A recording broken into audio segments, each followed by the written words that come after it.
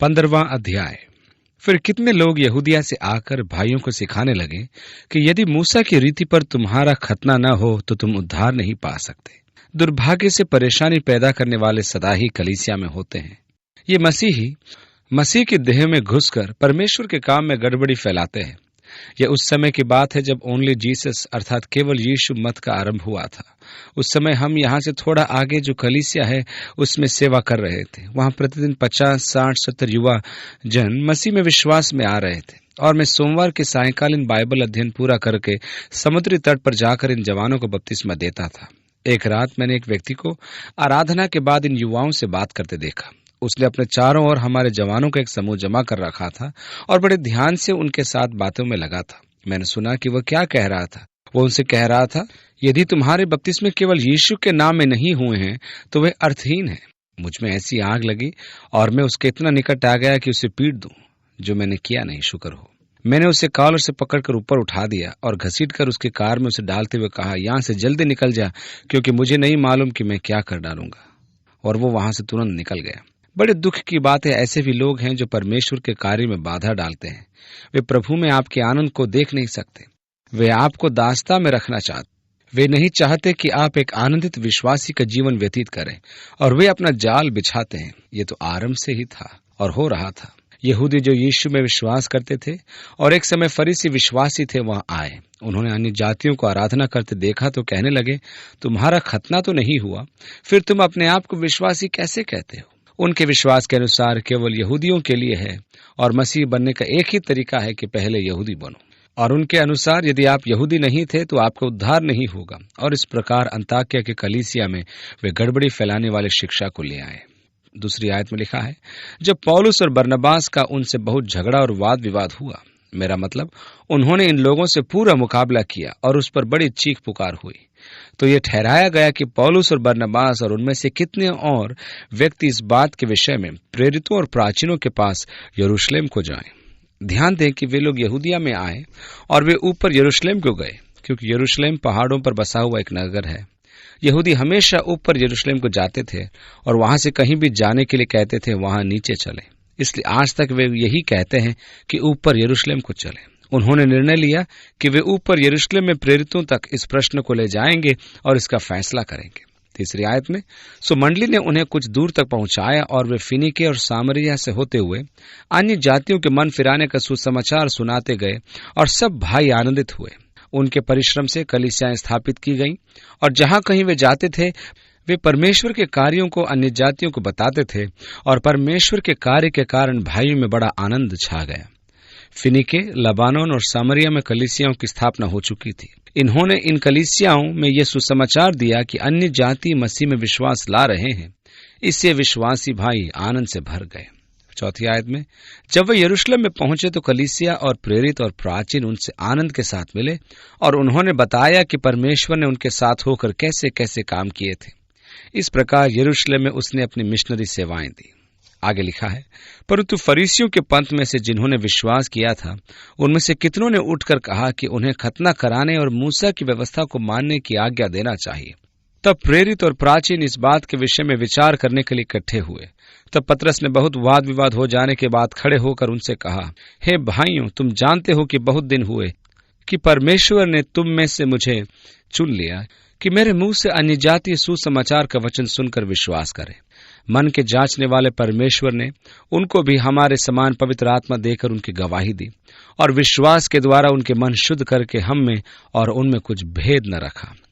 पतरस पहला व्यक्ति था जिसने महासभा में गवाही दी कि किस प्रकार परमेश्वर ने उससे कहा कि वह कुरनेलियुस के घर में जाए ताकि उन्हें सुसमाचार सुनाया जाए, और परमेश्वर ने उनके मध्य अपने अनुग्रह से कार्य किया।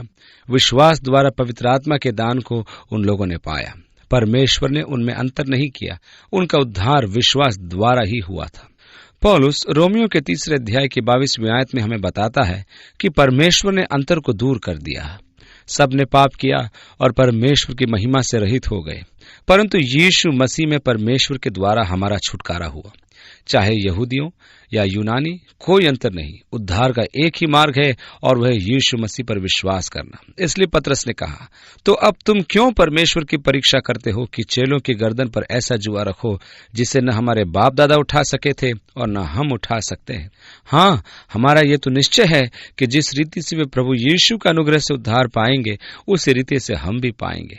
दूसरे शब्दों में, हमारा उद्धार बिल्कुल उनके ही समान है। ये विश्वास द्वारा अनुग्रह से है। फिर उन पर हम व्यवस्था का जुआ क्यों रखें जो न हम और न हमारे बाप दादा उठा पाए और मर गए। तो जिसे हम नहीं उठा सकते उसे उन पर क्यों ला दें। 12वीं आयत में लिखा है, तब सारी सभा चुपचाप बरनबास और पौलुस की सुनने की लगी कि परमेश्वर ने उनके द्वारा अन्य जातियों में कैसे बड़े बड़े चिन्ह और अद्भुत काम दिखाए। जब वे चुप हुए तो याकूब कहने लगा कि हे भाइयों, मेरी सुनो। वह आरंभ की कलीसिया का एक स्तंभ था। यरूशलेम में अगुआ याकूब था, पतरस नहीं। यह याकूब यूहन्ना का भाई नहीं था, परंतु यीशु का भाई था, जिस पर यीशु पुनरुत्थान के बाद विशेष रूप से प्रकट हुआ था। 13वीं आयत से आगे लिखा है, जब वे चुप हुए तो याकूब कहने लगा कि हे भाइयों, मेरी सुनो। शमौन ने बताया कि परमेश्वर ने पहले पहले अन्य जातियों पर कैसे कृपा दृष्टि की कि उनमें से अपने नाम के लिए एक लोग बना ले। और इससे भविष्यद्वक्ताओं की बातें भी मिलती हैं, जैसा कि लिखा है, इसके बाद मैं फिर आकर दाऊद का गिरा हुआ डेरा उठाऊंगा और उसके खंडरों को फिर बनाऊंगा और उसे खड़ा करूंगा, इसलिए कि शेष मनुष्य अर्थात सब अन्य जाति जो मेरे नाम के कहलाते हैं प्रभु को ढूंढे। यह वही प्रभु कहता है जो जगत की उत्पत्ति से इन बातों का समाचार देता आया है। अब वो पुराने नियम की एक भविष्यवाणी को बताता है, जिसमें परमेश्वर ने कहा कि वह अपने इस कार्य के बाद, किस कार्य के बाद? अन्य जातियों में अपने कार्य के बाद वो फिर आएगा और दाऊद के आराधनालय का निर्माण करेगा जो गिर गया था, अर्थात मंदिर का पुनर्निर्माण करेगा। उन दिनों में कुछ लोग कलीसिया को इस्राएल कहते थे और इस्राएल से संबंधित सब भविष्यवाणी को कलीसिया पर लागू करते हैं। कहने की आवश्यकता नहीं कि उन्होंने प्रभु के आगमन और कलीसिया के क्लेश में गुजरने को मिला दिया है। उनका कहना है कि परमेश्वर का काम इस्राएल के साथ समाप्त हो गया है। इस्राएल का अभी अपना समय था और अब से आगे कलीसिया ही इस्राएल है। उन्होंने सब भविष्य संबंधी बातें दी हैं। अधिकांश बातें जो वे कहते हैं वे बाइबल आधारित नहीं हैं, परंतु मनगढ़ंत बातें हैं। आरंभिक कलीसियाओं में याकूब ने महसूस किया कि अन्य जातियों में यह कार्य उसके नाम के निमित्त एक जाति तैयार करना था। आज हम उसी युग में रह रहे हैं जिसमें पवित्र आत्मा का सबसे बड़ा कार्य अन्य जातियों में हो रहा है और उसके नाम में तैयार की जा रही हैं। उसने आपको वहां से निकाला और मुझे भी निकाला है। हम परमेश्वर के उसी काम का परिणाम है जो पवित्र आत्मा कर रहा है। वह अन्य जातियों में से मसीह की देह का निर्माण कर रहा है, परंतु उसके अनुग्रह के कारण अब कोई अंतर नहीं रहा। यहूदी का भी उद्धार अन्य जातियों के समान है। जहां तक परमेश्वर की बात है, अब कोई जातीय भेद नहीं है। उद्धार हर एक व्यक्ति के लिए है, यहूदी हो या अन्य जाति। परंतु वह दिन आता है जब अन्य जातियों का आना पूरा हो जाएगा। तब परमेश्वर अपने कार्य को इस्राएल में पुनः स्थापित करेगा। परंतु यहाँ वह कहता है कि वह अभी अन्य जातियों में जा रहा है कि उनमें से एक समुदाय अपने लिए ले ले।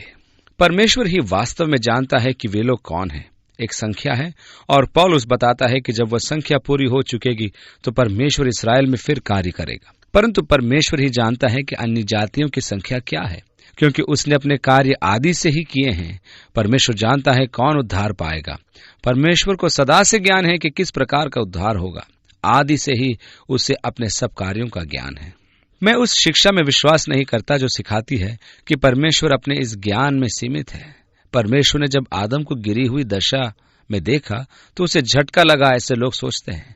परमेश्वर जो मनुष्य के पतन को देखकर चौंक गया और जल्दी ही उसने एक उद्धार की योजना बनाई और प्रभु को क्रूस पर भेज दिया ताकि हमारी मुक्ति हो सके, ऐसा लोग सोचते हैं। ये गलत है। मैं परमेश्वर के सीमित ज्ञान के इस विचार से पूर्णतः असहमत हूँ कि परमेश्वर नहीं जानता कि आप क्या करेंगे जब तक कि आप कर न लें। जब आप गलत चयन करते हैं तब मैं बहुत निराश हो जाता हूँ और आदि से मेरे ज्ञान के कारण मैं मेरी इच्छा को आपके कार्यों के कारण बदल देता हूँ। ऐसा परमेश्वर नहीं करता। परमेश्वर शुरू से सब कुछ पूरा पूरा जानता है। परमेश्वर विस्मित नहीं होता, वह सर्वज्ञानी है। वो कोई नई बात नहीं सीखता है। जब आप स्वर्ग में प्रवेश करेंगे तब परमेश्वर ये नहीं कहेगा कि अरे तुम्हें यहाँ देखकर मैं आश्चर्यचकित हूँ, मैंने कभी नहीं सोचा था कि तुम यहाँ आ पाओगे। आपको अचंभा हो सकता है, परंतु उसको नहीं, क्योंकि वो सब बातों को जानता है। परमेश्वर अन्य जातियों तक पहुंचने की अपनी योजना को जानता था, ताकि अपने नाम के लिए लोगों को खींच ले। वो जानता था कि इस्राएल को चुनी हुई जाति के रूप में अलग किया जाएगा, कि परमेश्वर अन्य जातियों में कार्य करे। परंतु एक दिन जैसे होशे अपनी बेवफा पत्नी के पास लौट गया, उसी प्रकार परमेश्वर अविश्वासी इस्राएल में आकर अपने कार्य को पुनः स्थापित करेगा। एक बार फिर अपने आत्मा को उन पर उंडेलेगा, ताकि उनको अपनी ओर खींच ले। और यहाँ याकूब कहता है, इसलिए मेरा विचार यह है कि अन्य जातियों में से जो लोग परमेश्वर की ओर फिरते हैं, हम उन्हें दुख न दें, परंतु उन्हें लिख भेजें कि वे मूर्तों की अशुद्धताओं और व्यभिचार और गला घोंटे हुओं के मांस से और लहू से दूर रहें, क्योंकि पुराने समय से नगर नगर मूसा की व्यवस्था के प्रचार करने वाले होते चले आए हैं, और वह हर सप्त के दिन आराधनालय में पड़ी जाती है। तब सारी कलीसिया सहित प्रेरितों और प्राचीनों को अच्छा लगा कि अपने में से कई मनुष्यों को चुने, अर्थात यहूदा जो बरसब्बा कहलाता है, और सिलास को जो भाइयों में मुखिया था, और उन्हें पौलुस और बरनबास के साथ अंताकिया को भेजे। उन्होंने उनके हाथ ये लिख भेजा कि अंताकिया और सीरिया और किलकिया के रहने वाले भाइयों को जो अन्य जातियों में से है, प्रेरितों और प्राचीन भाइयों का नमस्कार। हमने सुना है कि हम में से कितनों ने वहां जाकर तुम्हें अपनी बातों से घबरा दिया और तुम्हारे मन उलट दिए हैं, परंतु हमने उनको आज्ञा नहीं दी थी। इसलिए हमने एक चित होकर ठीक समझा कि चुने हुए मनुष्यों को अपने प्रिय बरनबास और पौलुस के साथ तुम्हारे पास भेजें। ये ऐसे मनुष्य हैं जिन्होंने अपने प्राण प्रभु यीशु मसीह के नाम के लिए जोखिम में डाले हैं। इसलिए हमने यहूदा और सिलास को भेजा है, जो अपने मुंह से भी ये बातें कह देंगे। पौलुस और बरनबास अब लौट कर आते हैं। अब यहूदी विश्वासियों की प्रतिक्रिया देखिए। अब ऐसा हो सकता था कि वहां पर लोग कहें कि तुम झूठ बोल रहे हो, सच नहीं। इसलिए यरूशलेम के प्राचीनों ने पौलुस के साथ वहां के स्थानीय विश्वासियों को भेजा कि वे सुनिश्चित करें कि यरूशलेम की महासभा का क्या फैसला था, और वे जाकर अन्य जातियों में इस बात को बताएं। अन्य जातियों को यहूदी बनकर उद्धार पाने की आवश्यकता नहीं है। हमने परमेश्वर के अनुग्रह के कार्य को आपके मध्य में पहचाना है और मान्यता दी है कि विश्वास के द्वारा अनुग्रह ही से आपका उद्धार हुआ है, ठीक वैसे ही जैसा हमारा। उद्धार के लिए आपको मूसा की व्यवस्था का पालन करने की आवश्यकता नहीं। उद्धार कामों से नहीं, परंतु विश्वास से है। और कलीसिया में यह बात स्थापित हो गई। तो अभी दुर्भाग्यवश कितनी ही कलीसियां हैं जो अभी भी कार्यों के द्वारा धार्मिकता पर बल देती है, और उन्होंने पवित्रता अपने स्तर पर बना रखी है, और यह भी कि क्या करना है और क्या नहीं करना है, ताकि आप परमेश्वर के सामने धर्मी ठहर सके। पौलुस के चले जाने के बाद गलातियों की कलीसियाओं के सामने भी यही समस्या आ गई। कुछ लोग आए और कहने लगे, देखो, पौलुस के पास कोई अधिकार नहीं है, उसने प्रेरित की भूमिका स्वयं ले ली है, किसी ने उस पर हाथ नहीं रखे। पौलुस गलत है कि विश्वास द्वारा तुम्हें धर्मी ठहराने का प्रयास करता है। आपको मूसा की व्यवस्था का पालन करना चाहिए, आपको कार्य करना चाहिए, ताकि आप धार्मी और सिद्ध किए जाएं। ऐसे वे लोग आकर विश्वासियों को भरमा रहे थे। इसी कारण पौलुस गलातियों को सिखाता है कि तुम्हें किसने भरमा दिया कि तुम सत्य से फिर गए। आत्मा में आरंभ करके क्या अब शरीर में सिद्ध होगे? मैं तुमसे जानना चाहता हूं कि क्या तुमने मसीह को व्यवस्था के कामों द्वारा पाया था या विश्वास के द्वारा? गलातिया के विश्वासियों पर यहूदीवाद का प्रभाव पड़ रहा था। यह उन आरंभिक दिनों में काफी प्रचलित था, परंतु कलीसिया में इस विषय पर फैसला दिया जा चुका था। इस प्रकार पौलुस और बरनबास उस पत्र के साथ और यहूदा तथा सिलास के साथ अंताकिया आए, और उन्होंने वह पत्र कलीसिया को दिया जिसमें लिखा था, पवित्र आत्मा को और हमको ठीक जान पड़ा कि इन आवश्यक बातों को छोड़ तुम पर और बोझ न डालें। इस प्रकार उन्होंने पहचाना कि सभा पवित्र आत्मा की अगुवाई में हुई थी। मैं विश्वास करता हूं कि हमारे पास बुद्धि के वचन का एक अच्छा उदाहरण है। याकूब के द्वारा बुद्धि का वचन क्रियाशील हुआ। यहाँ कलीसिया में दो दल झगड़ते थे। एक ऐसा कहता था कि मूसा की व्यवस्था को माना जाए, और दूसरा कहता था कि खतना की जरूरत नहीं है। परंतु समस्या तो यह है कि जिन्होंने बिना खतना उद्धार पा लिया था, वे लौटकर व्यवस्था पर कैसे जाएं? इसलिए पौलुस कहता है, देखो, ये तो प्रत्यक्ष है कि परमेश्वर उनके मध्य कार्य कर रहा है। उनके पास चिन्ह है और वरदानों के द्वारा, जबकि उनका खतना नहीं हुआ, और ये विवाद चल रहा है। याकूब कहता है, भाइयों, मैं महसूस करता हूं कि हमें क्या करना चाहिए। हम उन्हें पत्र लिखें और बताएं कि परमेश्वर ने उनका उद्धार विश्वास द्वारा किया है, और उन्हें बताएं कि वे अपने को भ्रष्ट होने से, व्यभिचार से और गला घोंटे हुओं के मांस से और लहू से दूर रहें। बुद्धि का वचन पवित्र आत्मा के द्वारा है, और उन्होंने उस पवित्र आत्मा को देखा और हमें यह पहचानते हुए कि सभा प्रभु की ओर से थी, अच्छा लगा।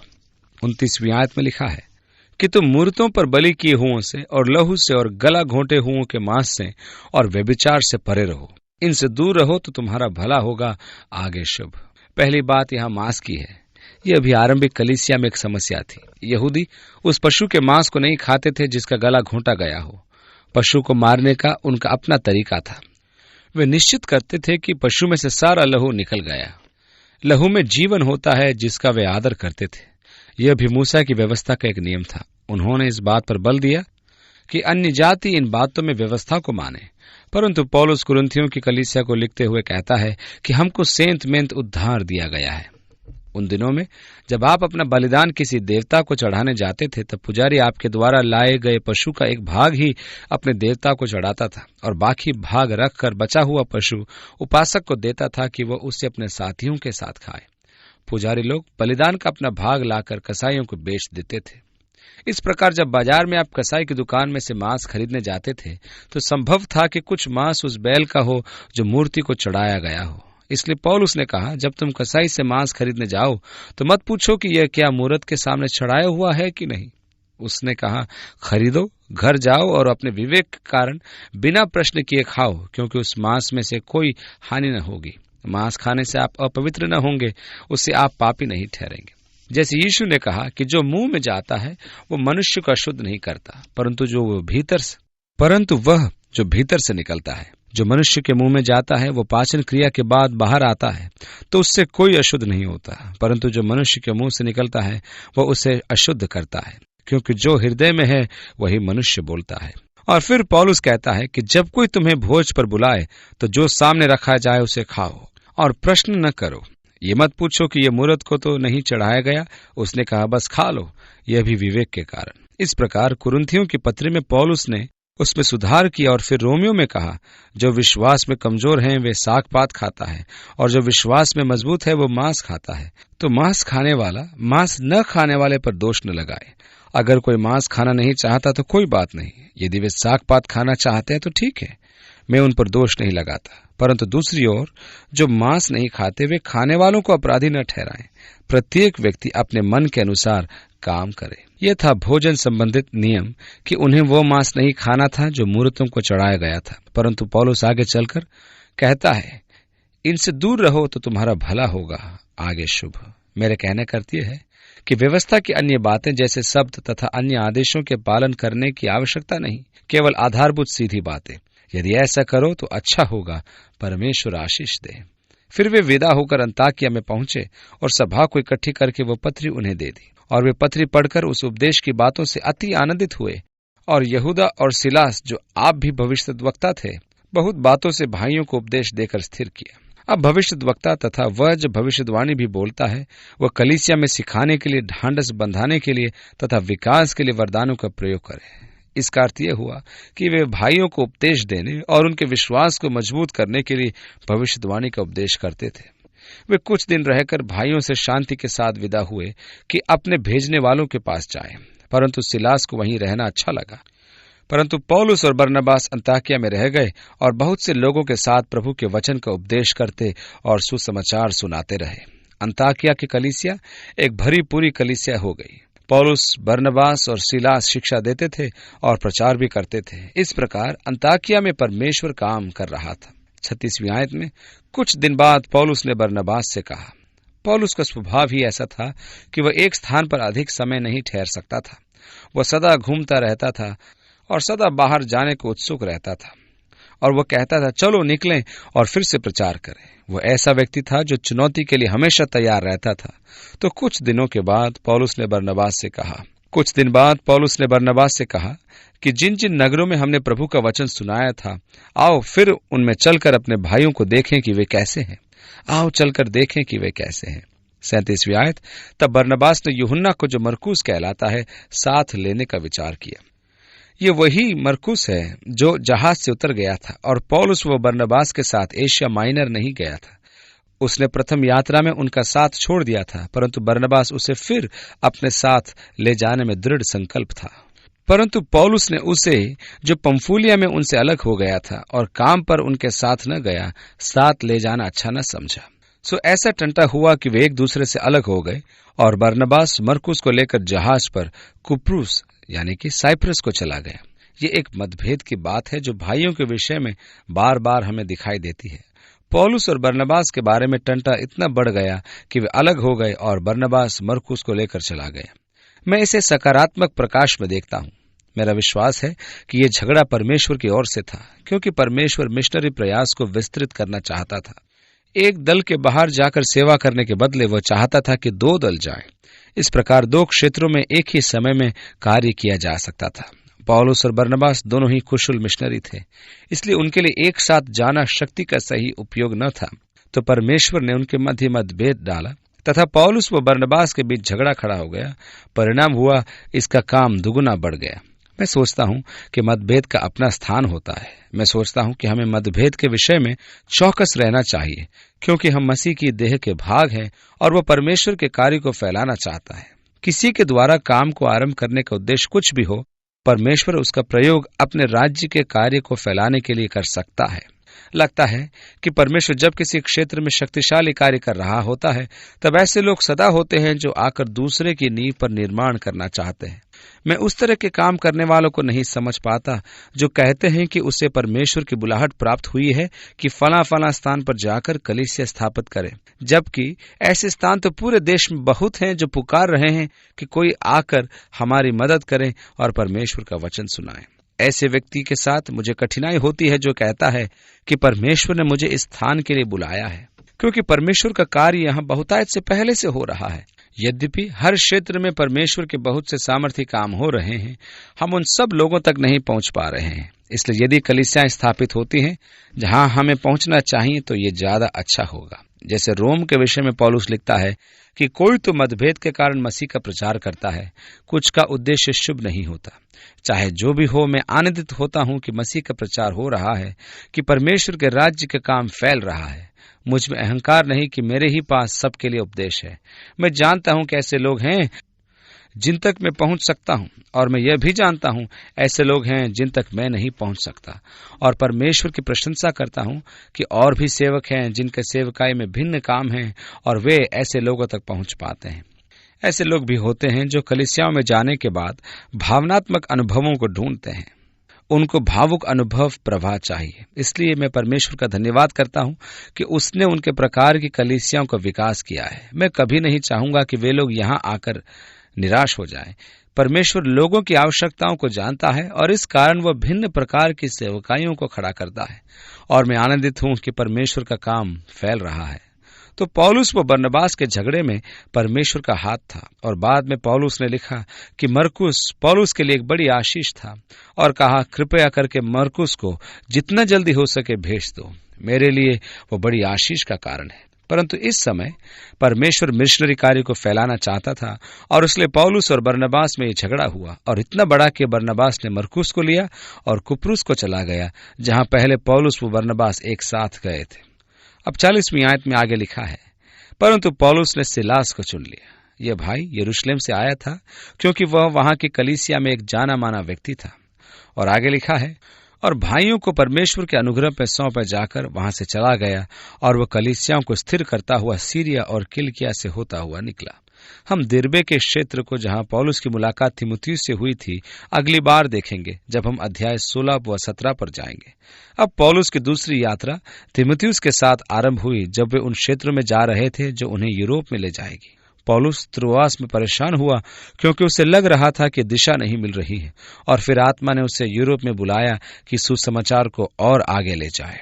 इस प्रकार कलीसिया का महिमापूर्ण फैलाव यहां दिखाई देता है, जैसा कि प्रेरितों के काम में वर्णित है कि परमेश्वर ने अपने कार्य को कैसे कैसे फैलाया। झगड़ों में भी उसके कार्य का विस्तार हुआ। पिता, तेरे वचन के लिए हम तेरा धन्यवाद करते हैं, और हम प्रार्थना करते हैं कि तेरी आत्मा उसे हमारे हृदय में भरे। पिता, उस अनुग्रह के लिए तेरा धन्यवाद करते हैं जो हमें प्राप्त हुआ, जिसमें हम चलते और फिरते हैं। और प्रभु, हम तेरा धन्यवाद करते हैं कि तूने हमें अन्य जातियों में से निकालकर तेरे बेटे के अद्भुत ज्योति में हमको बुलाया है। प्रभु, हमारी यही प्रार्थना है कि हम तेरे वचन को लेकर जाति जाति में जाएं, और जहां तुझे लोग नहीं जानते वहां पर कार्य करें, न कि जहां पर पहले से कार्य हो चुका है। तू हमारी मदद कर, प्रभु यीशु के नाम से मांगते हैं, आमीन।